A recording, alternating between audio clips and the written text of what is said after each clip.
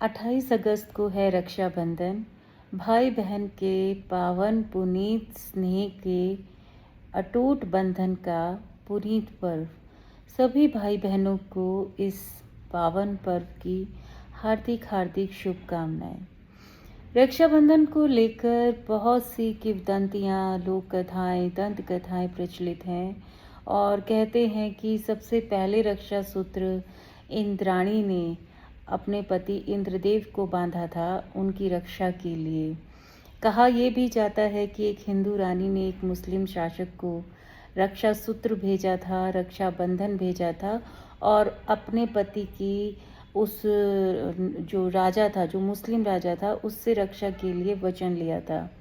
तो कुल मिलाकर रक्षा सूत्र, रक्षा बंधन, इसमें कोई ऐसी अगर हम प्राचीन काल से बात करें तो कभी बाध्यता नहीं थी कि ये सिर्फ भाई और बहन के लिए ही होता है। कोई भी जो किसी की रक्षा की मंगल कामना से कोई मनोकामना करे, कोई कामना करे, तो वो अमुक व्यक्ति को रक्षा सूत्र बांधकर ऐसी उसके हित के लिए, उसके मंगल के लिए कामना करके शायद ये रक्षा सूत्र बांधा करता था। जैसे कि कहा जाता है कि जो ब्राह्मण थे वो अपने यजमानों को रक्षा सूत्र बांधते थे और बदले में जो यजमान होते थे वो उनको सादर सम्मान सहित दक्षिणा भेंट किया करते थे। और इस तरह से रक्षा सूत्र बांधकर जो ब्राह्मण थे वो अपने यजमानों की दीर्घायु, उनकी सुख समृद्धि की मंगल कामना किया करते थे। तो अगर रक्षाबंधन के मूल में देखा जाए तो इसमें जिस व्यक्ति को रक्षा सूत्र बांधा जाए और जिसके द्वारा बांधा जाए उसके द्वारा मंगल कामना की जाती है एक रक्षा सूत्र कलाई पर बांधकर, कि जो व्यक्ति है उसके जीवन में आने वाले सभी कष्टों का निवारण हो, उसके जीवन में खुशियाँ आए, इत्यादि इत्यादि।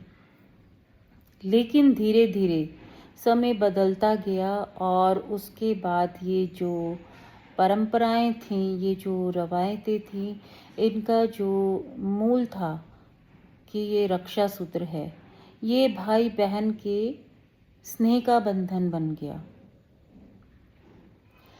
बहनें कहते हैं रक्षा बंधन वाले दिन, राखी के पर्व पर बहनें, जो विवाहित बहनें होती हैं, वो अपने मायके आती थीं, अपने भाई भाभीयों को, भतीजों को रक्षा सूत्र बांधती थीं और बदले में उन्हें स्नेहिल भेंट दी जाती थी और इस तरह से इस पर्व को फिर कालांतर में मनाया जाने लगा। लेकिन अब वर्तमान में जो कुछ समय से जो परिलक्षित हो रहा है, जो मेरा वीडियो बनाने का उद्देश्य है वो उस मुद्दे पर मैं आती हूँ। ये तो है कि रक्षाबंधन भाई बहन के स्नेह का प्रतीक पर्व हो चुका है और भाई बहन बहुत धूमधाम से इस पर्व को मनाते हैं। जो बहनें दूर होती हैं और किसी कारणवश अपने भाई से नहीं मिल पाती इस पर्व वाले दिन, तो वो डाक के माध्यम से, और आजकल तो ब्लिंकिट है, ब्लिंकिट से और किसी अन्य माध्यम से, मतलब अपनी जो रक्षा सूत्र हैं, राखियां हैं, वो भेज देती हैं अपने भाइयों के लिए और कामना करती हैं कि उनके भाइयों के जीवन में खुशियां आए और सुख समृद्धि आए, उनके भाई खुशहाल रहें। भाई खुशहाल रहेंगे तभी तो बहनों को अच्छा लगेगा ना। हर बहन ये चाहती है कि उसके भाई भाभी भतीजे सब खुशहाल रहें। लेकिन धीरे धीरे ये जो पर्व शुरू हुआ और फिर धीरे धीरे भाई बहन के स्नेह का प्रतीक बना, वर्तमान में एक अलग ही रूप में परिलक्षित हो रहा है। सत्ता पक्ष हो या विपक्ष हो, सभी लोग बढ़ चढ़कर, सभी राजनीतिक लोग बढ़ चढ़कर रक्षा पर्व को मना रहे हैं। जगह जगह पंडाल लगाकर, जगह जगह आयोजन करके, कार्यक्रम करके रक्षा बंधन का पर्व जो है बहुत धूमधाम से राजनीतिक स्तरों पर मनाया जा रहा है। सत्ता पक्ष और विपक्ष दोनों ही इस कार्यक्रमों को बहुत बड़ा चढ़ाकर कर रहे हैं और होड़ लगी है कौन कितने बेहतर इसमें जो उपहार हैं वो आमंत्रित बहनों को वितरित करते हैं। और ज़्यादातर जो बहुत से नेता इन त्योहारों को मना रहे हैं अपने अपने क्षेत्र में, और संभवतः चुनाव आने वाला है और शायद इसलिए भी त्योहारों का राजनीतिकरण किया जा रहा है। ना तो मैं सत्ता पक्ष का समर्थन कर रही हूँ, ना मैं विपक्ष का विरोध कर रही हूँ, और ना ही ये किसी के पक्ष या विपक्ष में ये वीडियो बना रही हूँ। लेकिन एक सवाल मैं सत्ता पक्ष और विपक्ष दोनों से ही करना चाहूँगी कि क्या औचित्य रह जाता है भारतीय सनातन संस्कृति के त्योहारों को राजनीतिक रूप देने का। राजनीतिक स्तर पर राजनीतिक कार्यक्रम आयोजित किए जाएं तो वो सच में कुछ लॉजिक होता है। राजनीतिक स्तर पर जनता के हितों की बात हो, जनता से जुड़े मुद्दों की बात हो, अपने क्षेत्र में किए गए कार्यों की बात हो, अपने क्षेत्र में पेंडिंग पड़े कार्यों की बात हो, और जो विपक्ष है वो मुद्दे उठाने की बात करे, जो सत्ता पक्ष है वो समस्याओं के निवारण की बात करे, तो मुझे राजनीति समझ में आती है।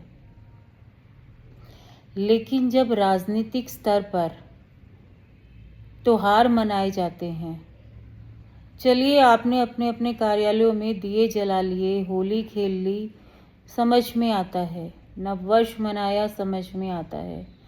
लेकिन जब आप कोई भी हो, कोई भी राजनीति से जुड़े वो सभी लोग, चाहे वो सत्ता पक्ष के हों चाहे विपक्ष के हों, उनको गंभीरता से इस आंकलन की आवश्यकता है कि सच में रक्षाबंधन जैसे पर्व को राजनीतिक स्तर पर मनाया जाना चाहिए। यहाँ यदि मैं गलत लगूं तो आप मर्यादा में रहते हुए, शब्दों की शिष्टता में रहते हुए कमेंट में आप लिख सकते हैं और अपने विचार साझा कर सकते हैं मर्यादा में रहते हुए। लेकिन राजनीति से जुड़ी तमाम बहनों, तमाम भाइयों, तमाम शीर्ष नेतृत्व नेताओं, चाहे वो विपक्ष से हों चाहे सत्ता पक्ष से हों, किसी भी राजनीतिक दल से हों, गंभीरता से इस आंकलन की आवश्यकता है कि क्या रक्षाबंधन जैसे पावन पुनीत पर्व का राजनीतिकरण आवश्यक है। बहनों की भीड़ इकट्ठी की जाए, चाहे वो विपक्ष करे चाहे वो सत्ता पक्ष करे, विनम्रता से, बहुत शालीनता से, बहुत मर्यादा में रहते हुए मैं बहुत सम्मान से एक प्रश्न करूंगी अपने राजनीति से जुड़े समस्त भाई बहनों से कि सच में क्या ये पर्व राजनीतिक स्तर पर मनाया जाना सुशोभनीय है। जब भीड़ इकट्ठी की जाती है किसी भी राजनीतिक कार्यक्रम के लिए, तो उस भीड़ में ज़्यादातर जनता के वो लोग होते हैं, जनता के वो आम भाई बहन होते हैं जो अपने कामकाज छोड़कर किसी कार्यक्रम में, किसी राजनीतिक कार्यक्रम में आते हैं, अपनी सहभागिता करते हैं। तो उसमें ज़्यादातर तो ऐसे भी भाई बहन होते हैं, मेरे वो भाई बहन होते हैं जो बेचारे दिहाड़ी मजदूरी करते होते हैं या बहुत ही ऐसा काम करते होते हैं कि जिस दिन अगर वो उस कार्य पे नहीं जाएंगे तो शायद कुछ लोगों के घर में चूल्हा भी ना जले या थोड़ा कम स्तर पर उनकी आमदनी हो। तो आप विचार कीजिए, इस तरह की भोली भाली मासूम बहनों को जब वहाँ कई घंटों के लिए बिठाया जाता है और उसके बाद में उन कार्यक्रमों में ऐसी बंदरबाट होती है कि कुछ को तो शायद एक से अधिक उपहार मिल गए, लेकिन कुछ के हाथ में एक रुमाल भी नहीं लगा। तो जाहिर सी बात है कि संघर्षमय जीवन जीती वो बहनें विचलित भी होती हैं और क्रोधावेश में आकर कुछ अनर्गल प्रलाप भी करती हैं, कुछ बोल जाती हैं, कुछ ऐसा बोल जाती हैं जो बोलने के लिए उचित नहीं होता, मर्यादा के दायरे से बाहर आकर। क्योंकि वो कुछ बहनें मज़दूर होती हैं, कुछ बहनें कामकाजी होती हैं, कुछ बहनों का ऐसा छोटा ही काम होता है जो वो अपनी आजीविका के लिए कर रही होती हैं, और फिर वो सुबह से शाम तक अपने घर के काम छोड़कर, अपने बच्चों को छोड़कर, अपना जो भी छोटा मोटा उनका रोजी रोजगार का साधन होता है उसको छोड़कर जब वो घंटों प्रतीक्षारत बैठी होती हैं, सिर्फ इस उम्मीद पे कि उन्हें कुछ वहाँ मिलेगा। इस बात पे आप ध्यान दीजिएगा, जैसे कोर्ट में कहते हैं ना, पॉइंट टू बी नोटेड। मैं कहूँगी कि पॉइंट टू बी नोटेड जो मैं कहने जा रही हूँ, जो मैं कह रही हूँ, उसे आप ध्यान से सुनिए कि वो बहनें जब किसी राजनीतिक कार्यक्रम का हिस्सा बनती हैं तो वो किसी न किसी उम्मीद में, किसी आस में वहाँ बैठती हैं, आई होती हैं, और फिर जब वो उनकी जो उम्मीदें होती हैं वो टूटती हैं, उपहार कम पड़ जाए या उन तक ना पहुंच पाए या ना मिले, या जो मिले हैं वो उन्हें पसंद ना आए, तो उन बहनों की रुष्टता बनती है, जायज़ है। लेकिन ऐसे आयोजन किए ही क्यों जाएं? क्या सच में रक्षाबंधन मोल भाव का पर्व है? क्या कोई कहकर मरा है कि बहनों को भाई रक्षा सूत्र बनाकर उपहार देंगे ही देंगे? या सच में बहनों को ये शोभा देता है कि वो रक्षा सूत्र बांध कर भाइयों से फिर वो इस जिद पे अड़ें कि अरे हमने राखी बांधी, हमें तो कुछ मिला ही नहीं? लेकिन जो राजनीतिक स्तर पर जुड़ी महिलाएं हैं, जो मतलब राजनीतिक ऐसी इस तरह के राजनीतिक आयोजनों में आती हैं, जो बहनें आती हैं, संभवतः उन्हें ये कहकर, उन्हें ये उम्मीद देकर उन कार्यक्रमों में बुलाया जाता होगा कि उन्हें कुछ वहाँ उपहार भेंट किया जाएगा, और जब नहीं मिलता तो हो हल्ला होना स्वाभाविक है। एक प्रश्न सभी बहनों से, आप खुद विचारिए कि जो अपने भाइयों की कलाइयों पे राखियां बांधेंगी, सच में उनके कुशल मंगलता की कामना से, उनकी सुख समृद्धि की कामना से, सच में मैं खुद भी एक बहन हूँ, मन में क्या सच में विचार आता है कि भाई से बदले में कुछ मिल जाए, कि हम राखी लाए, भाई से हमें बदले में कुछ मिल जाए? ये मोल भाव का तो पर्व ही नहीं है। बहन अपने दिल से सारी दुआएं, सारे आशीर्वाद, अपनी जो एक सकारात्मक ऊर्जा है, वो सबका सम्मिश्रण कर कर वो एक रक्षा सूत्र अपने भाई के लिए या तो भिजवाती हैं या उनकी कलाइयों पे बांधती हैं। और यकीन मानिए, जो सच में बहनें हैं ना, उनको कभी भी नहीं लगता कि भाई से हमें कोई उपहार मिल जाए या कुछ दक्षिणा मिल जाए, क्योंकि एक बहन के लिए तो इतना ही बहुत होता है कि उसका भाई है, संसार में है, और जिस दिन उसे ज़रूरत पड़ी तो दुनिया का हर रिश्ता ऐसा होगा कि उसे आवाज़ लगानी पड़ेगी सहायता के लिए। सिर्फ भाई एक ऐसा होता है जो बिना बुलाए, अगर उसे पता चल जाए बहन कष्ट में है, वो खुद आकर बिना बुलाए खड़ा होता है बहन के साथ। ये है रक्षाबंधन, ये होता है भाई बहन का रिश्ता। इस रिश्ते में कोई मोल भाव नहीं होता है, ये कोई दुकानदारी नहीं है कि इसमें अगर बहनों को कुछ मिला नहीं तो बहनें रुष्ट हो जाएं, या भाइयों तक बहनें नहीं पहुंची तो भाई रुष्ट हो जाएं। ये तो एक पावन पुनीत, एक अटूट स्नेह का बंधन है जो किसी मोल भाव का मोहताज नहीं है। लानत है उन ब्लॉगर्स पर, उन तमाम ब्लॉगर्स पे जो रक्षाबंधन पर्व का इतना बेहुदा जुलूस निकाल रहे हैं, तमाशा बना रहे हैं यूट्यूब पर या इंस्टा पे या कहीं भी, जिसमें दिखाते हैं कि बहनें भाइयों को राखियां बांधने आई हैं, भाभियां सीधे मुंह बात नहीं कर रही हैं तो बहनें बेचारी उदास होकर बैठ गई हैं। कुछ ऐसे वीडियो बन रहे हैं कि बहन राखी लाई है, भाई ने कुछ दिया है तो बहन कह रही है कि फलाने इतने की तो राखी आ गई, इतने का मिठाई का डब्बा आ गया, तूने मुझे क्या दिया। Shame on you. आप क्या मतलब सोसाइटी में क्या मैसेज फैला रहे हो। क्या घर से निकली बहन जब भाई की चौखट पर पहुंचती है वो ये देखती है कि मैं कितने के फल लाई हूँ, कितने की मिठाई लाई हूँ, कितने की मैंने राखियाँ खरीदी और बदले में भाई मुझे कितना कितना कितना देगा। या भाई ये सोचता है कि बहन आई है, अब मेरा खर्चा बढ़ेगा, अब मैं उसको बदले में क्या दूँ। या सच में इतनी भी घटिया स्तर की भाभियाँ होंगी कि जो ये सोचेंगी कि ननंद आई है, अब खर्चा बढ़ेगा, इसको देना पड़ेगा। शायद हो सकता है मुट्ठी भर लोगों की ऐसी तुच्छ सोच हो, वरना जो अच्छे परिवार हैं, अच्छे लोग हैं, अच्छे भाई बहन हैं, अच्छी भाभियां हैं, सच में त्योहारों को एंजॉय किया जाता है।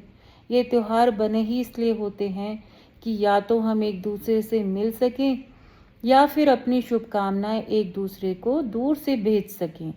और सबसे अच्छा तो ये सोशल मीडिया का माध्यम है कि अगर कोई बहन बहुत दूर है और इस त्यौहार पे अपने भाई तक नहीं पहुंच सकती या भाई नहीं पहुंच सकता अपनी बहन तक, तो वो सोशल मीडिया के माध्यम से या व्हाट्सएप माध्यम से किसी भी प्रकार से अपने बहन भाई आपस में संपर्क कर पाते हैं। तो इस सोशल मीडिया का इतना दुरुपयोग करना कि आप ब्लॉगर हैं तो ऐसे ऐसे वीडियो बना रहे हैं लानत भरे, अपने ही बहुत सारे सनातनी जो जुड़े हुए हैं, यूट्यूब्स पे जुड़े हुए हैं, इंस्टा पे जुड़े हुए हैं, कि मजाक बना दिया है आपने रक्षाबंधन को। आपने तो ऐसे दिखा दिया है कि दुनिया का सबसे बड़ा विलन जो है वो बहनें ही होती हैं जो जाती हैं और खर्चे करा के आती हैं। या दुनिया में सबसे वर्स्ट रिलेशन भाभीियों का होता है जो नंदों के आने पे खुशी नहीं होती हैं और उन्हें तो बस मुंह बनाकर नंदों के सामने दिखाना होता है कि आपका आना हमें अच्छा ही नहीं लगा। क्यों आप इतने प्यारे प्यारे इतने स्वीट स्वीट रिलेशन की धज्जियां उड़ा रहे हो। आप यूट्यूबर हो, ब्लॉगर हो, तो कुछ ढंग का बनाओ। अपने ही त्योहारों की धज्जियां उड़ा रहे हो या फिर आप खुद ऐसा करते होगी अपने घर में। एक तो सोशल मीडिया पे सनातन संस्कृति से जुड़े जो भी त्यौहार हैं उनके लिए थोड़े पॉजिटिव वीडियो आप लोग बनाएं, मेरी रिक्वेस्ट है। दूसरा, रक्षाबंधन जैसे कम से कम पावन पुनीत पर्व का राजनीतिकरण करने से सत्ता पक्ष हो या विपक्ष हो और सभी राजनीतिक दल जो भी हैं, सभी राजनीतिक पार्टियां गुरेज करें, ऐसे पर्वों का राजनीतिकरण ना करें। कोई बात नहीं, आपने कोई रैली ऑर्गेनाइज करी और आपने वहाँ पर भीड़ जुटाई, चाहे वो विपक्ष हो चाहे वो सत्ता पक्ष हो, क्योंकि राजनीति है। बिना भीड़ के मंच से अगर कोई भाषण दे रहा होगा तो कहाँ मज़ा आएगा। भाषण देने वाले को भी अच्छा नहीं लगेगा, मीडिया कवरेज करने वालों को भी अच्छा नहीं लगेगा। तो राजनीति में भीड़ जुटाना स्वाभाविक है। कोई कार्यक्रम होता है, कोई आयोजन होता है, येन केन प्राक्रेन लोग जुटाए जाते हैं, लेकिन त्योहारों का राजनीतिकरण होना मुझे अच्छा नहीं लगता एक सनातनी होने के नाते। और शायद बहुत से जो सनातनी लोग राजनीति में हैं उनको भी ये बहुत अशोभनीय लग रहा होगा। मैंने अभी मॉर्निंग में भी कुछ वीडियो सोशल मीडिया पर देखे कि जहाँ पे मुझे लगा पर्व कम और मोल भाव ज़्यादा हो रहा है। तो क्यों किसी को ये कहकर बुलाया जाए कि वहाँ पे किसी को उपहार बटेंगे। ये पर्व उपहार की बाध्यता का नहीं है, ये पर्व कुछ लेन देन का भी नहीं है, ये तो भाई बहन के स्नेह का प्रतीक है। माँ जाया भाई होते ही हैं, सभी के होते हैं, लेकिन भारतीय सनातन संस्कृति में हम दिल से जिसको भाई मान लें, जिसको हम दिल से बहन मान लें, हम आजीवन उसको भाई या बहन मानकर सम्मान देते हैं, उसके मंगल की कामना करते हैं। और कोई भी भाई नहीं चाहेगा कि उसकी चाहे माँ जाई बहन हो या उसकी धर्म की बहन हो, उसके जीवन में कोई कष्ट आए। और इसी तरह से कोई बहन नहीं चाहेगी कि चाहे उसका माँ जाया भाई हो, चाहे कोई उसका धर्म का मुंह बोला भाई हो, चाहे कोई ऐसा भी हो ना जो हम तो सनातनी जो बहनें हैं, हम तो फेरी वाले, रिक्शे वाले, ऑटो वाले, हमारे सब भाई होते हैं। हम सबको भैया कहकर संबोधित करते हैं। तो वो सब हमारे जो भी भाई होते हैं, हम तो उन तक के लिए बोलते हैं कि वो सुखी रहें, स्वस्थ रहें, उनके जीवन में खुशियाँ रहें। एक बहन के रूप में कोई भी स्त्री होगी, वो चाहेगी कि जिसको उसने दिल से भाई बोल दिया, उसके जीवन में हमेशा सकारात्मकता रहे, खुशहाली रहे, उसे सद्बुद्धि मिले। तो ये इतना पावन पुनीत पर्व है। इस पावन पुनीत पर्व को मोल भाव का पर्व ना बनाएं। काहे ऐसी भीड़ जुटाकर ऐसी छोटी छोटी हमारी मासूम मासूम बहनों से, जो अपना काम धाम छोड़कर आई हैं और आवेश में आकर फिर मीडिया में बोल रही हूँ, ऐसे काहे ऐसे आयोजन किए जाएं। सिंपल सी बात है, ये बाध्यता का पर्व ही नहीं है। जिसको आप दिल से बहन मानते हैं, हक से जाइए राखी बंधवाइए। जिसको आप दिल से भाई मानते हैं, हक से जाइए उसको राखी बांध कर आइए। और नहीं बांध सकते तो सोशल मीडिया से शुभकामनाएं भेजिए। ये दिल के त्योहार होते हैं, ये बाध्यता के त्योहार नहीं हैं। ये किसी को जबरन बुलाकर या किसी को उपहार के लिए बोलकर बुलाने के त्योहार नहीं हैं। जो दिल से एक दूसरे को भाई बहन मानते होंगे, वो इस त्योहार को मनाएंगे। विनम्र निवेदन है, पुनः निवेदन है, विचारिए, सोचिए, समझिए, क्या सच में रक्षाबंधन के पावन पुनीत पर्व को राजनीतिक स्तर पर मनाया जाना चाहिए। हो सकता है कुछ लोग मुझसे ज़्यादा उम्र में मुझसे ज़्यादा बड़े हैं, मुझसे ज़्यादा समझदार भी होंगे। अपनी विचार रखिएगा। हो सकता है कि मेरी बात कुछ लोगों को नागवार गुजरे, लेकिन बुद्धिजीवी वर्ग हैं आप, अगर सच्चे सनातनी हैं तो गंभीरता से विचारिएगा। राजनीति अपनी जगह है और पर्व अपनी जगह है, और किस पर्व को राजनीतिक स्तर पर मनाया जाना शोभनीय है और किस पर्व को नहीं मनाया जाना चाहिए और क्यों नहीं मनाया जाना चाहिए, ये अपने बुद्धि और विवेक से जरा आप सोच कर देखिएगा। तो शायद आपको मेरी बातें तर्कसंगत लगे।